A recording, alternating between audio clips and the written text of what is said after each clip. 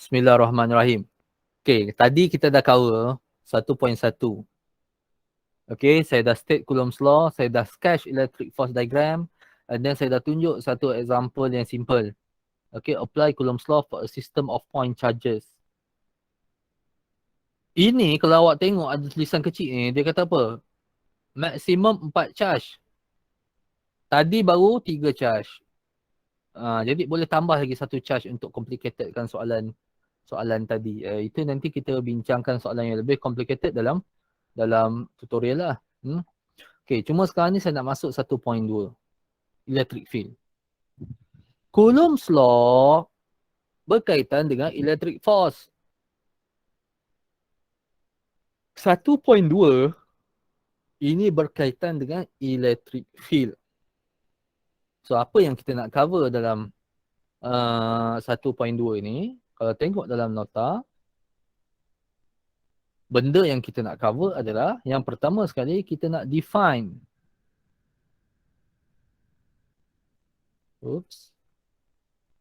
Kita nak define dan gunakan definition of electric field strength.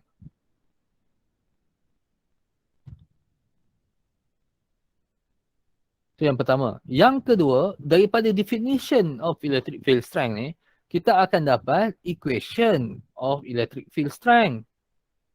Yang ini kita nak gunakan.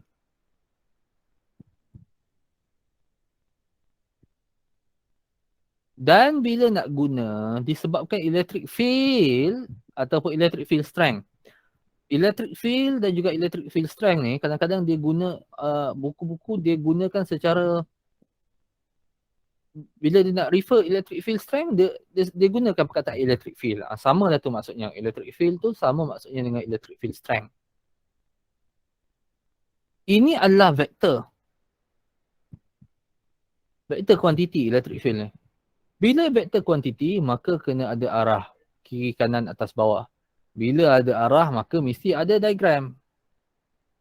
Jadi kita nak bincang macam mana nak lukis electric field strength diagram. Dan kita nak apply yang learning outcome D ni sebenarnya. Kita apply equation KQ over R square untuk sistem yang ada banyak charge. Ada ke soalan ni? Dapat satu soalan okey. Tak ada soalan yang banyak charge.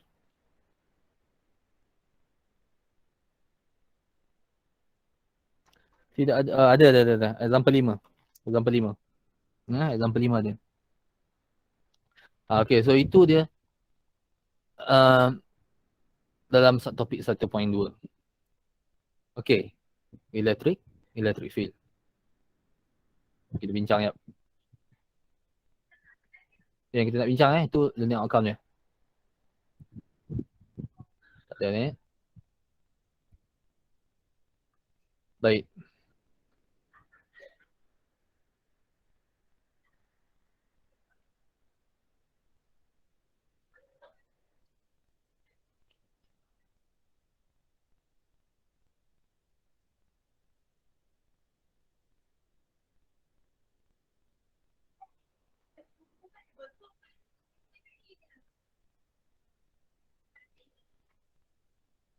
Baik kelas.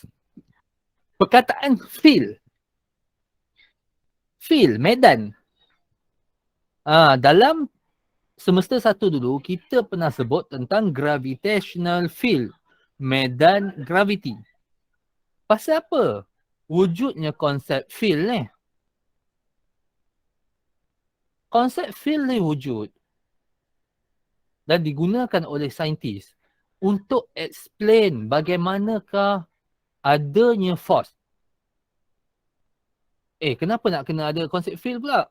Saya bagi contoh lah. Force ni ada dua. Satu long range force, satu contact force. Contact force ni berlaku apabila ada persentuhan di antara dua body. Dua body. Ini kita belajar dalam chapter 4 semester lepas. Bila ada sentuh, maka ada force. Bila ada tarik, maka ada force. Bila ada tali, maka ada force. Itu mudah untuk kita digest. Bila bersentuh, akan ada force. In fact, bila kita sentuh tangan kita, kita dapat rasakan force tu. Tapi, dalam kes gravitational force, electrostatic force, magnetic force, kesemua force itu, dia tidak melibatkan persentuhan. Kalau ada dua charge, positif dan negatif, mereka ada pada satu jarak R, tetap rasa force. Tetap ada rasa force. Jadi macam mana kita nak explain wujudnya force ni? Kalau dalam chapter 4, kita kata, tension ada kerana ada tali. Kalau dalam chapter 4, kita kata, bila ada surface dan ada persentuhan di antara dua surface, maka ada dua force. Kita cakap macam tu, betul? Bila ada rough surface, maka ada friction. Jadi electrostatic force ni apa yang ada? Apa yang menyebabkan dia wujud? Maka wujudlah konsep electric field, medan elektrik. Kalau saya ada satu charge positif, charge itu ada medan elektrik di sekelilingnya. Dia ada electric field di sekelilingnya. Sebab itu, apabila saya letakkan charge yang lain, maka charge itu akan rasa electric force. Maka electric field ini penyebab wujudnya electric force. Okey, jadi macam mana kita nak define electric field? Kita tak nampak. Kita kena guna satu test charge. Test charge ini, kalau saya nak analogikan, ialah dengan phone lah contohnya. Phone. Line Digi, line Celcom, line U-Mobile, kita tak nampak. Kita tak boleh nampak dengan mata kasar. Kita kata ada strength, ada line, bila dekat phone kita, kita nampak ada bar. Macam phone saya sekarang ni full bar 4G+. Maksudnya saya nak cakap, saya sekarang ni berada di dalam lingkungan Digi yang kuat. Saya boleh cakap macam tu. So electric field, macam mana kita nak detect electric field? Kita kata kita gunakan satu test charge. Nah, test charge tu apa? Test charge tu charge yang kecil lah. Saya guna warna lain lah. Bagi nampak. Charge yang kecil. Dan test charge itu adalah positif. Okey. Kalau test charge tu experience force, maka charge itu adalah dia dalam electric field. Kalau test charge tu tak ada rasa force, maka tidak ada electric field.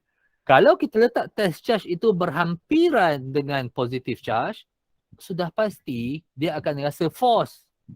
Kerana positive charge itu sendiri keluarkan electric field dan dia akan experience force. So itulah dia konsep electric field. Kita gunakan test charge sebagai sensor kita untuk tahu wujudnya electric field pada tempat itu. Maka dari segi definitionnya, kita kata electric field strength ataupun E. Okay, kita definekan sebagai electric force pada test charge. Okay, test charge tu apa? Kita letakkan dalam electric field region per unit test charge. Ini definition electric field.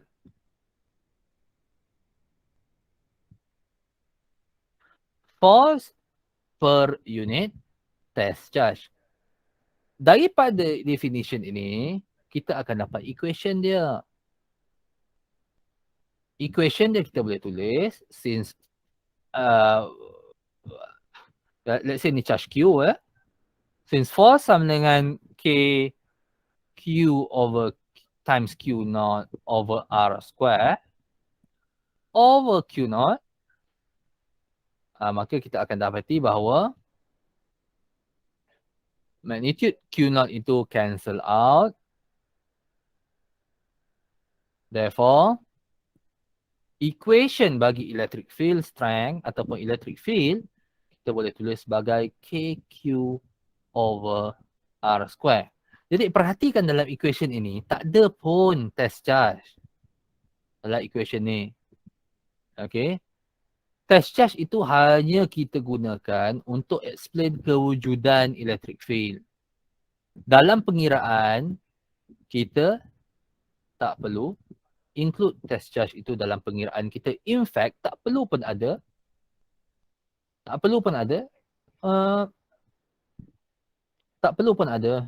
test charge dalam pengiraan electric field. Okay. So macam yang saya cakap tadi, kalau di sekitar positive charge, saya letak test charge, kita akan rasa force keluar. Kalau di sekitar negative charge, saya letak test charge yang positif juga, kita akan experience force ke dalam. Kewujudan force ini menunjukkan bahawa di sekeliling charge yang positif dan charge yang negatif ini, adanya electric field. Okay, so mana arah electric field? Okay, tadi saya dah cakap definition, saya dah cakap equation. Mana arah electric field? Arah electric field sama dengan arah force pada test charge. Sama dengan arah force pada test charge. Saya bagi contoh. Bagi positive charge, okay, ingat pada point ini, electric field dia ke kanan. Electric apa? Electric field charge 1 lah. Itu cara kita labelkan. Pasal apa electric field dia ke kanan? Kalaulah saya letak test charge pada point P ni, maka charge 1 ini akan exert force pada test charge itu ke kanan. Itu arah electric field bagi positive charge. Okay, kita tengok lagi. Kalau point tu ada di sebelah bawah, ataupun ada kat sini lah point tu. Okay, point yang kedua. Point R contohnya. Okay, kalau saya letak test charge pada point R, force dia akan repel, betul? Jadi electric field arah keluar juga. Itu electric field 1. Jadi dalam erti kata lain, kalau dia positive charge, electric field strength ataupun E is outward. Dia keluar. Kalau negatif, lain. Negative charge.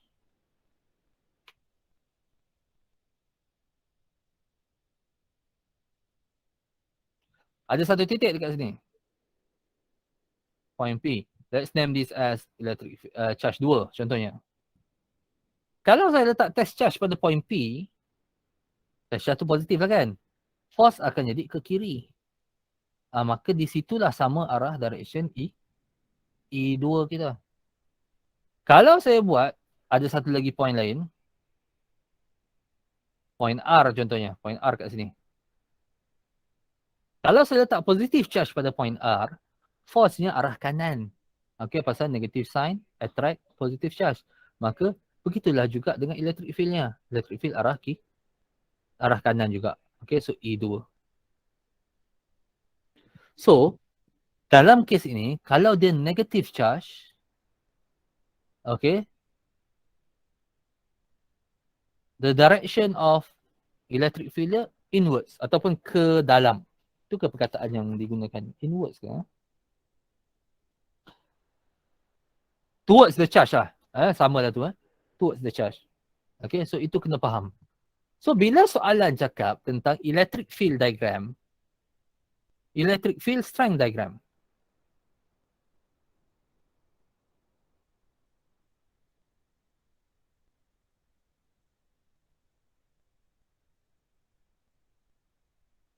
Electric field strength diagram ke ataupun electric field diagram ke?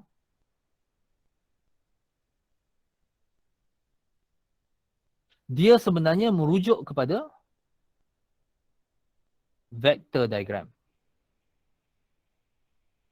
Vector diagram tu apa? Vector diagram tu adalah diagram yang saya lukiskan di atas ni tadi. Apa? Ada simbol, ada arrow. Ada simbol, ada arrow. Ini yang kita panggil sebagai vector diagram. Electric field diagram. Ada simbol, ada arrow. Ada simbol, ada arrow. Cuma dari segi penomboran dia, kita tak adalah tulis E by 2 by 1 ke, tak ada. Pasal charge dia ada satu saja. Ini electric field charge 2. Ini electric field charge 1. Itu saja. Okey. Melainkan dia melibatkan banyak charge, maka banyaklah vektor dia. Banyaklah vektor dia. So itu diagram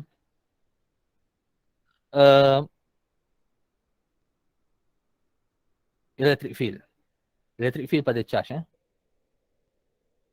Okey. Jadi, sabar sekejap. Saya nak tengok learning outcome dia. 1.2.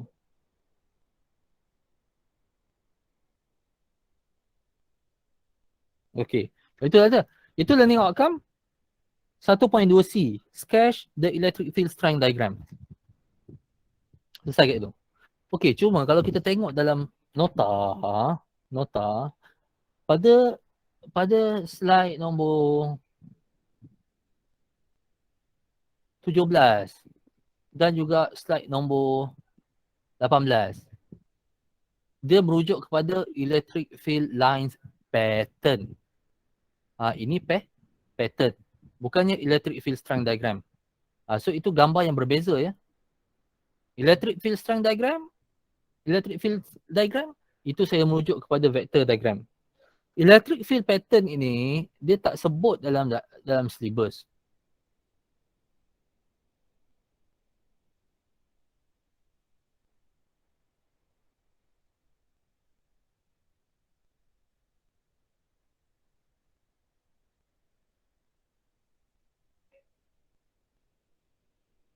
Ini dia tak sebut dalam syllabus, tapi kita kena tahu lah.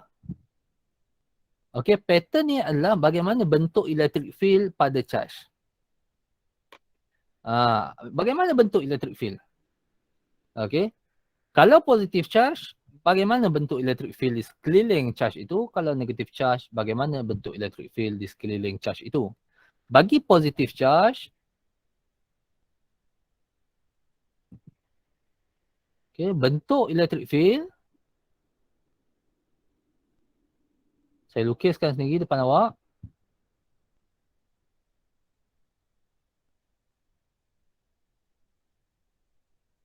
Outward.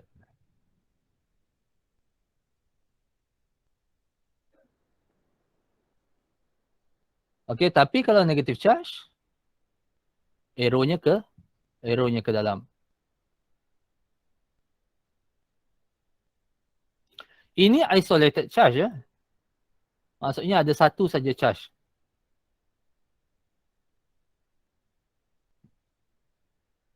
Okey, yang ini tak dalam syllabus. Dia sebenarnya yang penting tadi, yang ini ni, electric field strength diagram. Pause ni, kejap lagi kita nak mengira dengan yang ni. Okey, tapi saya ajar juga electric field pattern ni kerana memang perlu tahulah. Okey. Bagaimana kalau ini satu charge. Ni diagram A, ni diagram B. Okey. Bagaimana bentuk electric field pattern ni kalau saya letak positive charge, negative charge sebelah-sebelah.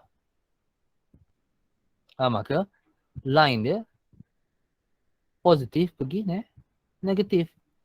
Begitu.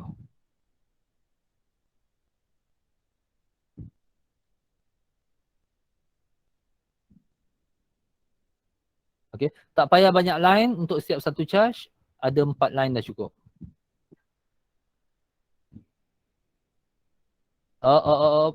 Masuk dalam. Okey. Itu kalau dia opposite charge. Kalau dia same charge, dia jadi macam mana? Dia jadi repel. Ini pattern pattern tak ada dalam, tak disebut dalam syllabus tapi kena tahu. Sorry, saya kalau lukis dua charge yang opposite, saya akan lukiskan garis tengah tu. Secara kabur lah sebenarnya. Pasal apa? Sebab dia repel. Setiap satu charge tu, lukis 4 line dah cukup lah. Lebih tak apa, tapi jangan serabut sangat.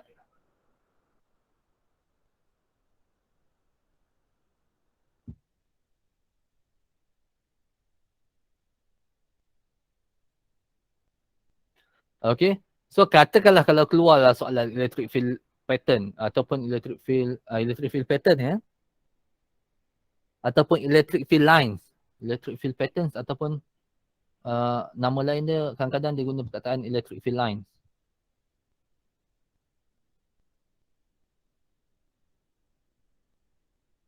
Jangan ingat 4 lines. Yang pertama sekali ada 4 lines.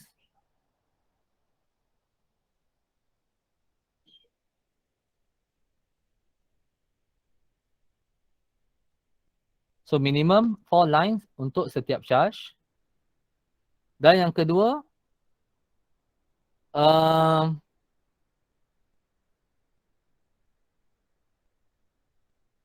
apa yang kedua?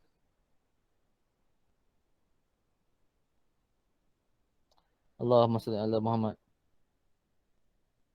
Line does not intersect.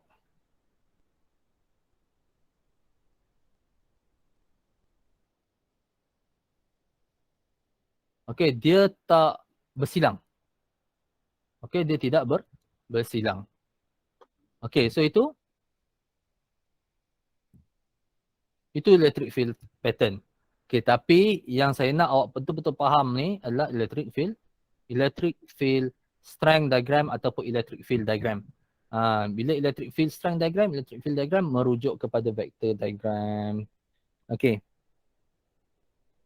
Okay, itu kalau charge lah. Kalau charge. Kalau uniform electric field, lurus sajalah di antara dua plate. Itu tak apalah, nanti saya bincangkan nantilah dalam topik 1.4 berkaitan dengan uniform electric field. Dan awak pun boleh tengok macam mana pattern uniform electric field dalam slide nombor 19. Okay, dalam slide nombor 19. Baik. So, tadi dalam electric field strength diagram, saya dah cover positive charge, saya dah cover negative charge. Okay. Bagaimana, saya nak patah balik pada electric field strength diagram. Ini yang penting pada slide nombor 20 tu. Okay, pada slide nombor 20. Katakanlah kalau kita ada dua charge. Tadi satu charge positif, satu charge negatif kan? Okay. Bagaimana untuk yang C ni? Slide nombor 20.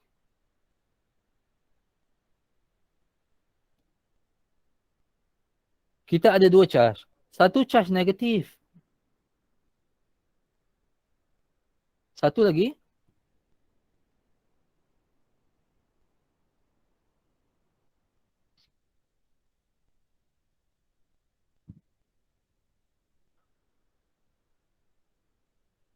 Satu lagi charge positif. Saya punya note setengah sing. Saya nak tukar pen tak boleh.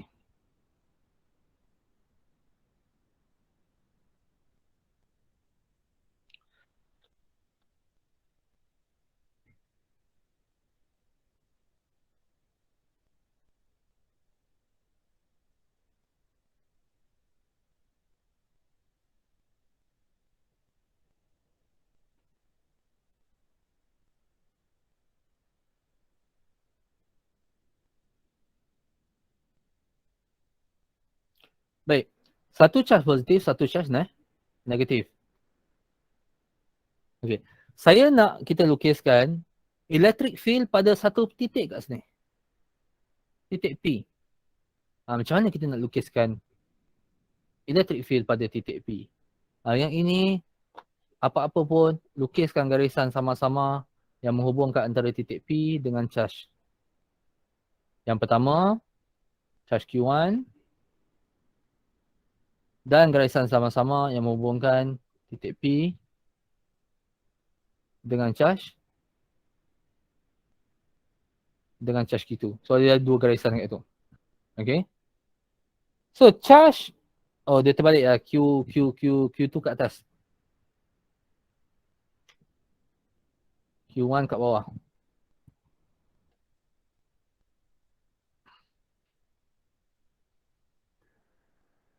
Okay.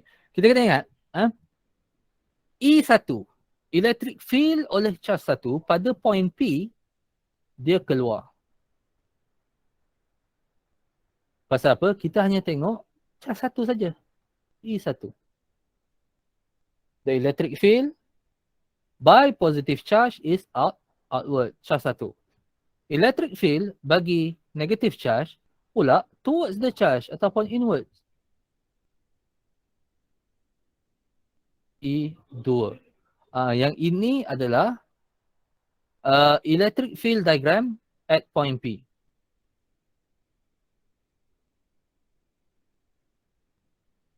Kadang-kadang disebut electric field strength diagram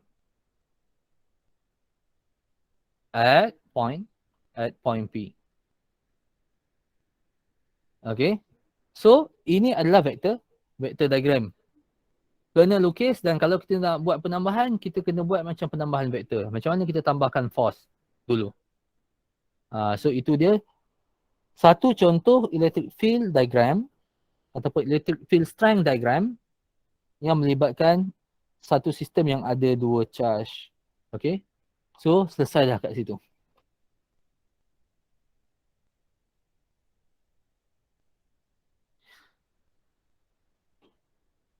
Dari segi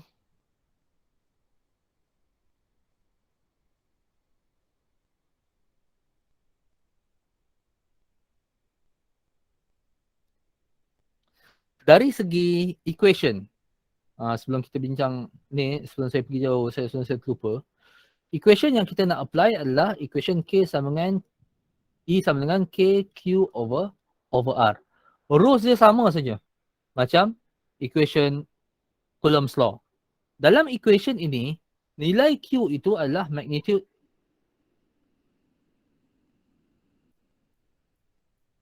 of charge. Saya ada buat silap, KQ over R square. Jadi dalam pengiraan, jangan substitute sign of charge. Kerana sign positif dan negatif dalam pengiraan electric force, ianya hanya merujuk kepada direction, atas bawah, kiri kanan sahaja. Okey. Baik jelas yang tu Ada soalan tak? So apa yang saya dah cover kat ni? Okey, pertama sekali saya dah cover definition.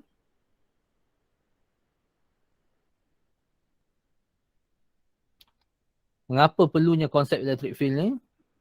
Okey, bila ada aja long range force, kita nak explain guna kaedah field. Okey, so itu definition kita, and then equation. Dan yang paling penting sekali selepas tu saya bincangkan electric field diagram, electric field strength diagram. Yang ini vector diagram. Okay, and then bincang sikit tentang electric field lines diagram ataupun electric field pattern diagram. Ini bukan vektor jangan keliru. And then saya bagi contoh electric field diagram sekiranya ada dua charge. Dan juga saya ingatkan dalam penggunaan rumus KQ over R square, jangan substitute negative sign of charge.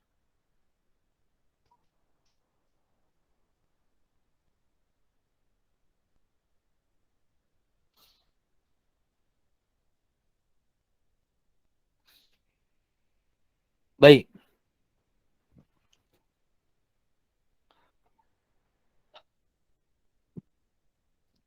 Selesai dah konsep. Sikit. Saya nak cover example yang dibagi dalam soalan ni. Saya nak terus pada example 5. Pada example 5 ni dia ada 2 charge. Okey, example 5. Tengok example 5.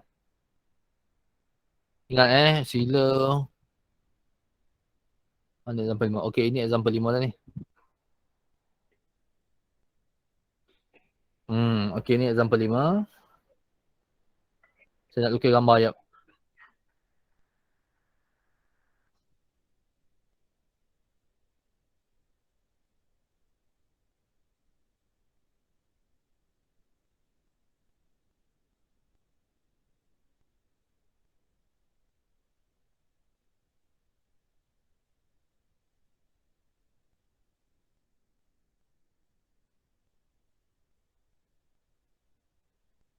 Okay, so kita ada 2 charge kat ni. Q1 and Q2.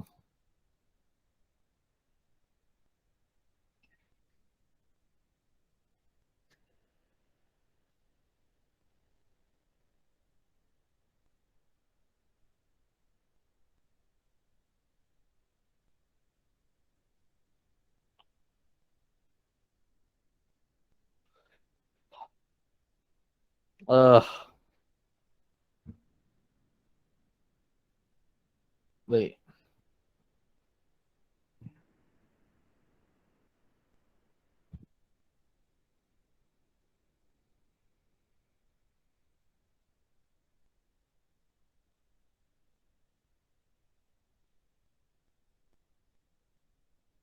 Baik, mari kita tengok soalan dalam example. Example 5.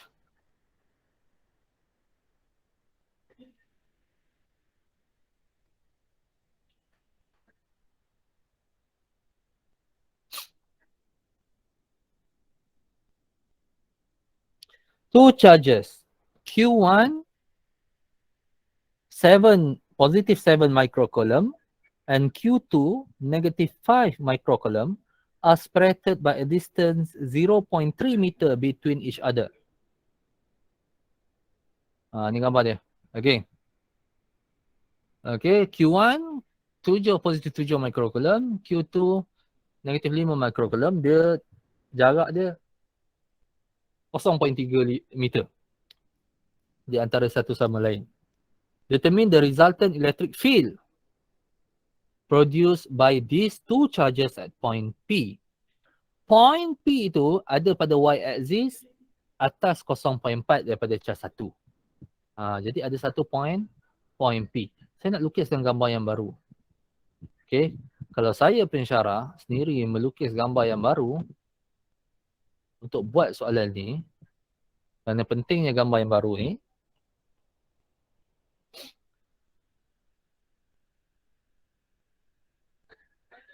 pentingnya gambar yang baru ni bukannya apa? Sebab kita nak bagi nampak. Okay. Pertama sekali pada semua, charge yang ada dalam syllabus kita ni, dia adalah point mass. Point mass ni, charge ni sebenarnya satu titik je. Dia tak ada bulat-bulat besar macam ni. Dia adalah charge titik.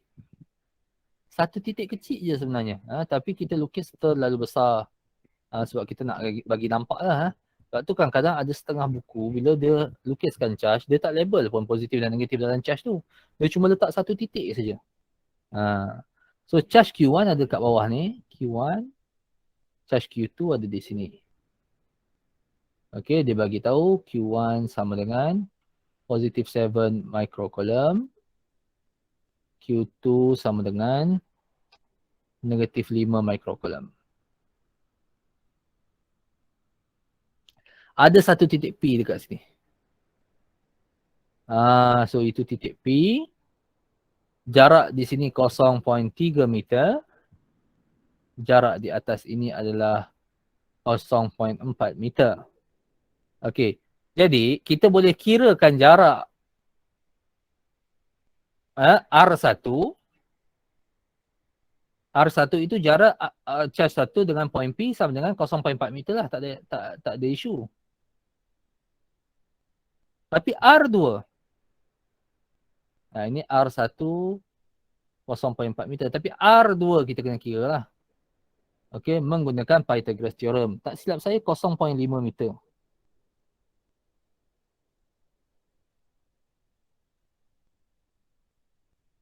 Okey, betul. R2 sama dengan 0.5 meter. Okey, kenapa R2 dan R1? Dalam pengiraan, R itu adalah jarak di antara charge dan juga titik. Jarak di antara charge dan juga titik di antara Q2 dengan P adalah 0.5. Jadi 0.3 tu hanya dibagi untuk kita kirakan nilai 0.5. Okey, jadi kita nak cari resultant electric field strength pada point P. Pada point P, akan ada dua electric field pada point P. Yang pertama sekali, electric field oleh charge 1 dan yang kedua adalah electric field oleh charge 2. So dekat sini, kalau saya lukiskan, kita akan nampak electric field pada charge 1, oleh charge 1, outward lah ke atas. Okay, so itu adalah E1. Electric field pada charge 2,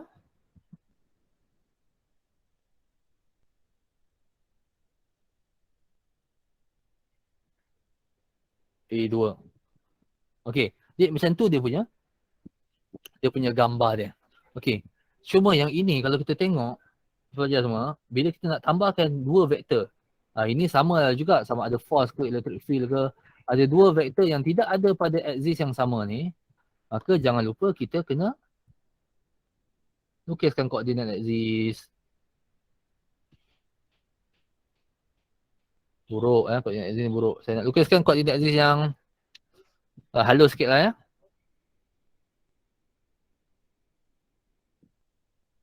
Okay, so kita perhatikan kat itu.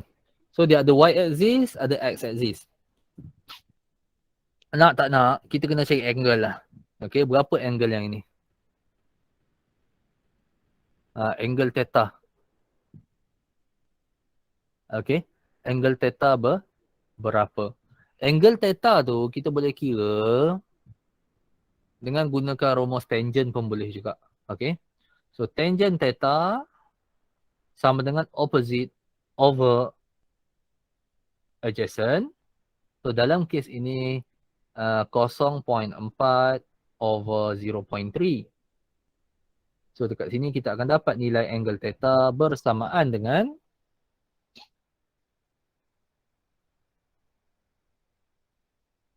53.13 degree. Make sure calculator dalam mode degree.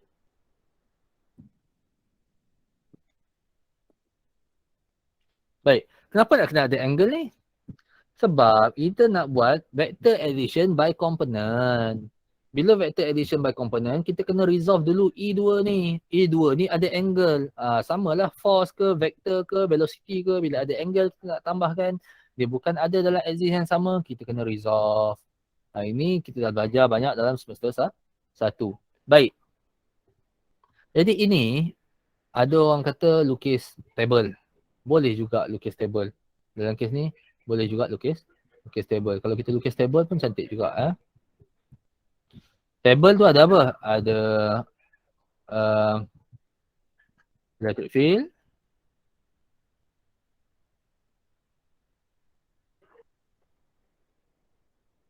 X component, Y component. Simple.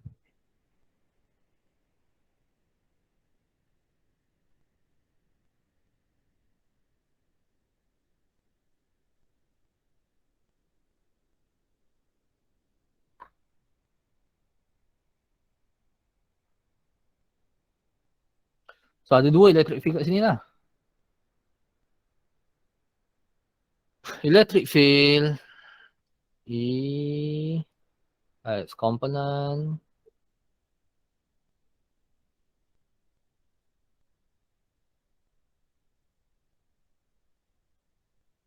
dan juga Y component.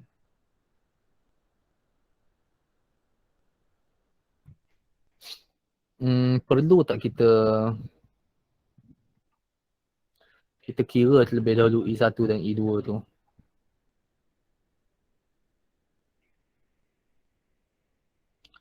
Okey, kita kira dulu lah E1 dan juga E2 tu terlebih dahulu sebelum kita resolve. Okey, berapa E1? Sebelum kita resolve ni kita kira dulu E1, E2 berapa. Okey, E1 kita boleh kira dengan menggunakan rumus KQ1 over R square. So E1 is equals to KQ1 over R square. So E1 is equals to 9 times 10 to the power of 9 times Q1. Q1 sudah diberi 7 microcoulomb.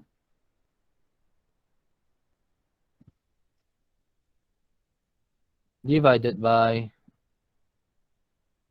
0.4 meter square. Okay, so tekan kalkulator.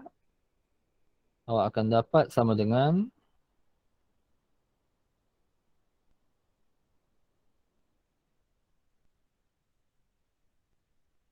39350. Betul ke tu?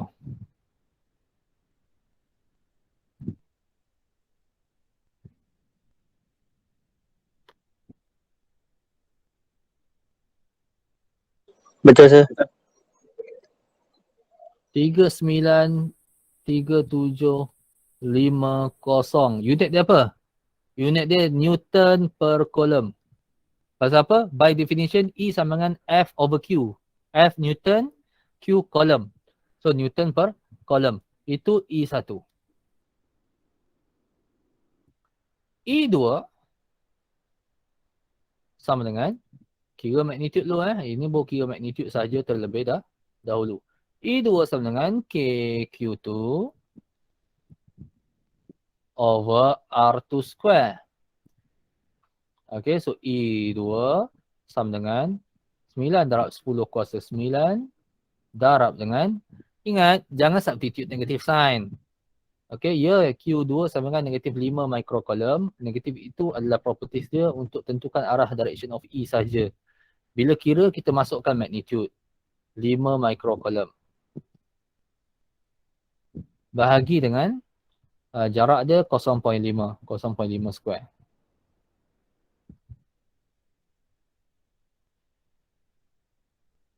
Okay, so kat situ kita dapat apa?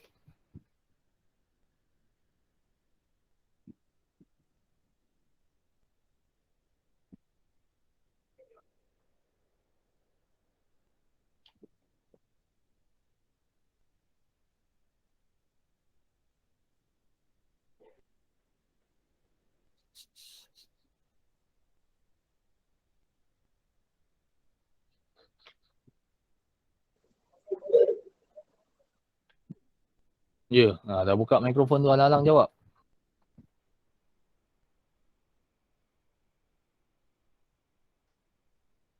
180,000. 1, 8000. 0, 0, 0, 0. Betul Betul. 180,000. 9 kali 10 kuasa 9 darab 5 eksponen negatif 6 bahagi dengan 0.5 square. Ya, benar. Okey, benar. Okay, 180,000. Jangan lupa unit Newton per coulomb. Okey, so kalau nak cari resultant dalam kes yang dia berada pada satu garisan yang sama, kita tambah je lah ataupun tolakkan je lah bergantung pada arah. Tapi dalam kes ini, kalau kita tengok diagram ini, arah dia ada angle, E2 tu ada angle. Jadi kita kena resolvekan dulu pada X component dan juga Y component. Okey, so kalau kita tengok E1, E1 dari segi diagram, E1 tidak ada pada X component. E1 itu ada pada Y component sahaja. Jadi, E1 pada X component sama dengan kosong. Pada Y component sama dengan positif.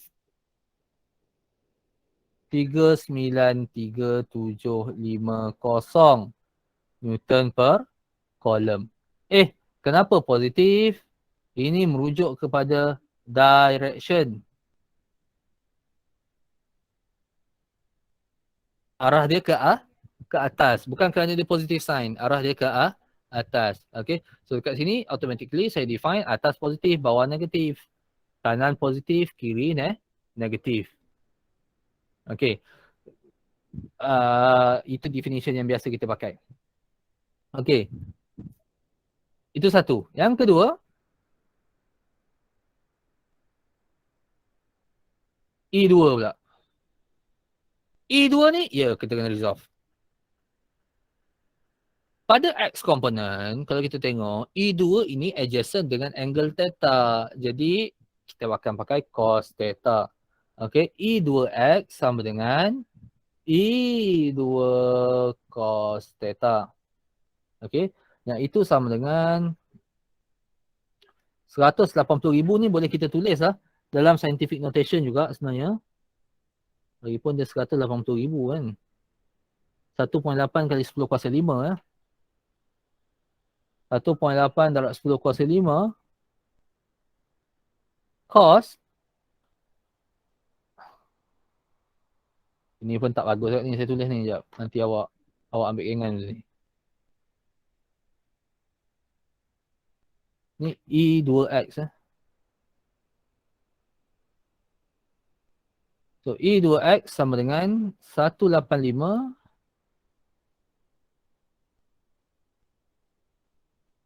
cos 53.13 degree. Okay, so yang itu kita akan dapat sama dengan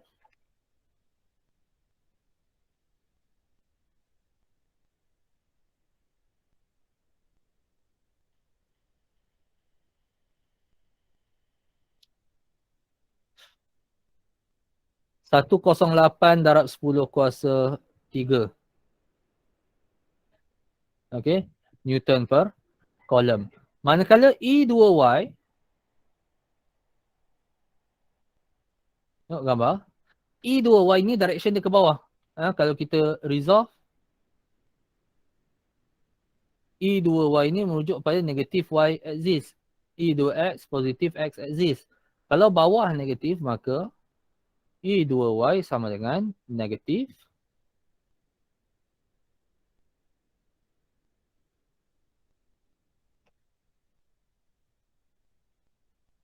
E2 cos theta. Okey, atau itu sama dengan 1.8, negatif 1.8 darab 10 cos 5 darab dengan cos 53.13 degree. Maka E2Y kita akan dapat sama dengan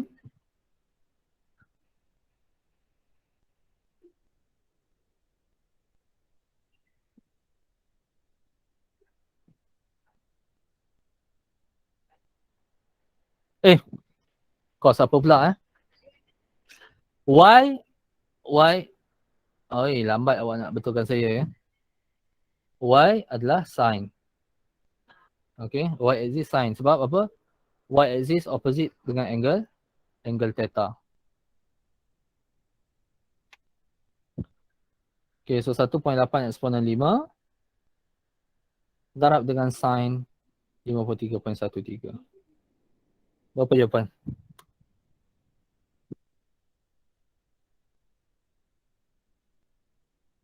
Saya boleh tulis sebagai 144 144 darab 10 kuasa 3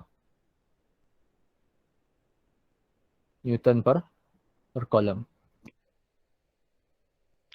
Seperti biasa, barulah kita tambah negatif. Barulah kita tambah X komponen, Y komponen.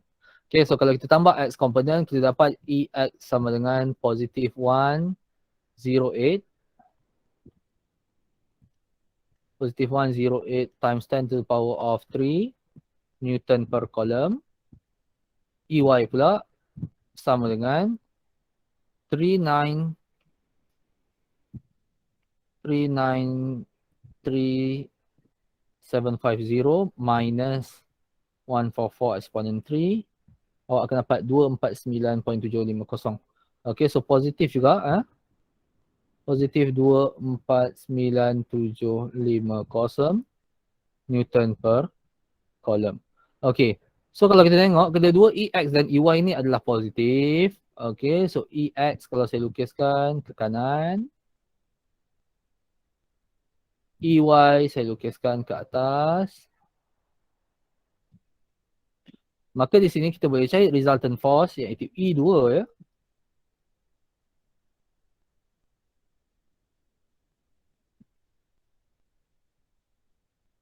Dengan menggunakan Pythagoras theorem.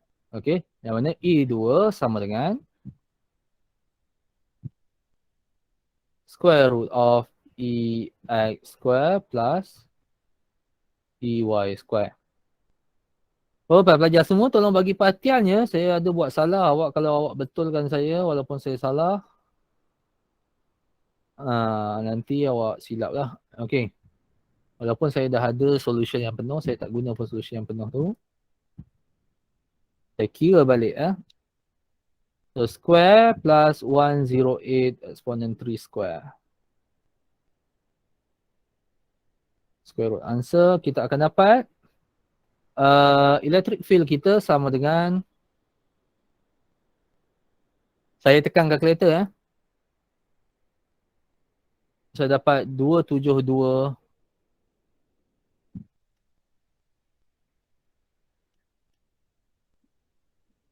101.199 Newton per column.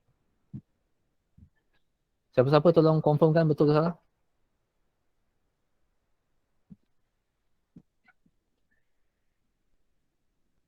Betul saya. Baik. Jadi ini kalau ada kawan-kawan kuliah awak, kawan-kawan awak yang kuliah lain, mungkin jawapan dia agak lain sikit Sebab ada round off error lah. Kalau kita round off nilai E2, EY dan sebagainya, dia akan ada round off error. Okay, so belum habis lagi sebab ini baru kita kira magnitude-nya saja. Soalan minta calculate the electric field, the resultant electric field produced by these two charges at point P.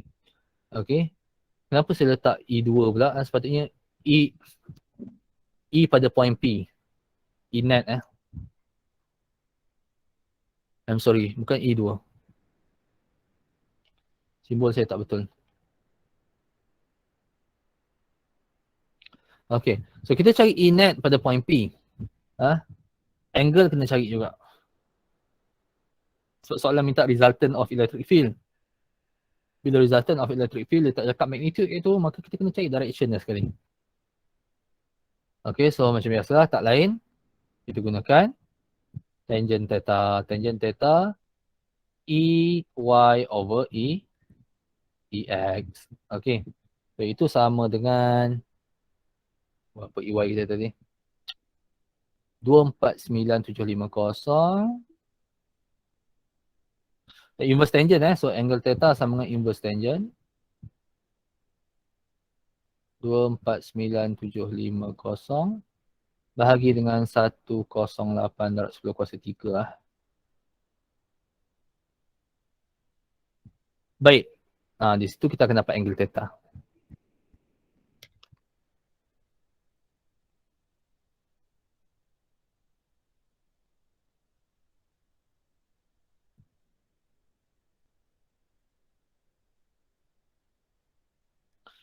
Angle theta saya akan dapat 66.61 darjah.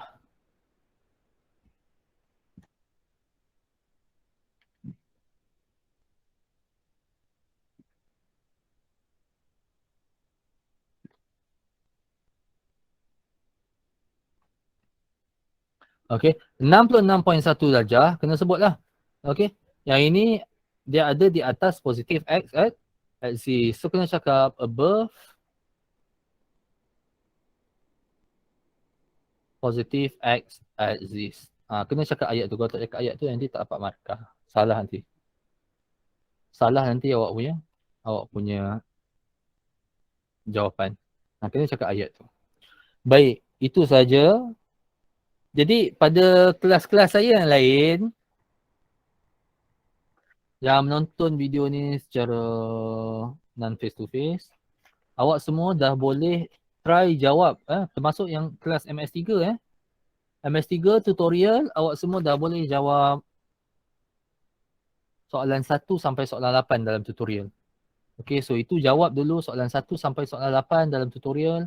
Nanti kita akan bincangkan. Okay, so make sure awak jawab dulu soalan 1 sampai soalan 8 dalam tutorial. Kemudian saya akan bincangkan. Selesai sudah subtopik 1.2 kuliah kita.